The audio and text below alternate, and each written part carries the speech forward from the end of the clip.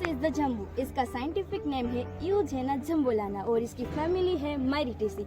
इसका जो part use है वो लीव्स है, इसके फ्रूट है, सीड है और स्टेम बार्क है। और इसका जो में होम रेमेडी में यूज होता है वो इसके पत्ते का जूस हमें डायबिटिक पेशेंट में अच्छा सा असर करता हुआ दिखाई देता है। और इसके जो अलग अलग डिसीज में यूज बहुत सारे हैं, उसमें से डायबिटीज है, कोई जैसे कि बर्निंग सेंसेशन है उसमें भी यूज होता है, हमारी डाइजेस्टिव फायर बढ़ाता है और अस्थमा में इसका ज़्यादातर उपयोग होता है। और इसका क्वाथ और चूना हम दिस इज द वासा। इसका साइंटिफिक नाम है अदाथोरा वासिका और इसकी फैमिली है एकेंथियेसी और इसका पार्ट यूज है लीव्स, स्टेम बार्क और हम इसका उपयोग कर सकते हैं एज अ क्वाथ, चूर्ण और अरिस्टर। और इसका ज़्यादातर उपयोग हम कफिंग में करते हैं। और इसका डिसीज वाइज हम उपयोग देखें तो वो है कफिंग, फीवर और सियाटिका। और हम होम रेमेडी में इसका यूज़ देखें तो हम इसका 1 टेबलस्पून स्वरस लेके उसके साथ 2 टेबलस्पून हनी मिला के हम वो रफनेस वाले आवाज़ वाले व्यक्ति को अगर दें तो उसकी जो वॉइस की रफनेस है वो दूर हो जाती है। दिस इज द शिगरू और इसका साइंटिफिक नेम है मोरिंगा ओलिफेरा और इसका जो पार्ट यूज है वो स्टेम बार्क, लीव्स और फ्रूट होता है।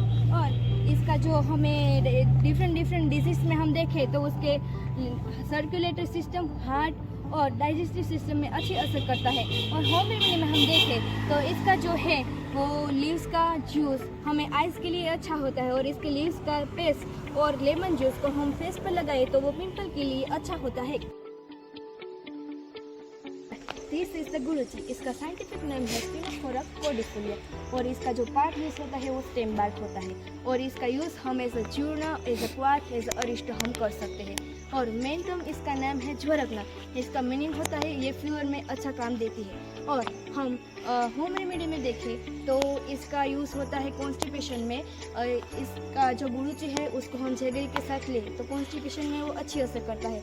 और संधिवात में हम देखें तो इस गुरुची है उसे हम शुंठी के साथ लें तो वो संधिवात में अच्छा असर करता है। और फिर हमें इसका बहुत सारा यूज़ मिलता है एज अ हम ऐसे आर्थराइटिस में भी यूज़ कर सकते हैं, फीवर में भी यूज़ कर सकते हैं। दिस इज द दुर्वा। इसका नाम है साइनोडोन डेक्टाइलोडोन और इसका पार्ट यूज़ है वॉल प्लांट और इसका बहुत सारा यूज़ है। जैसे कि यूटेराइन डिसऑर्डर में हम इसका यूज़ करते हैं और डाइजेस्टिव फायर कम हो तो भी हम इसका यूज़ करते हैं। और बेस्ट पार्ट तो ये है कि इसका जो फ्रेश जूस है अगर कोई बिच्छू काटे तो उसको 30 से 40 ml हम फ्रेश जूस तो अगर पिला दे तो वो बिच्छू काटने पर अच्छा असर देता है।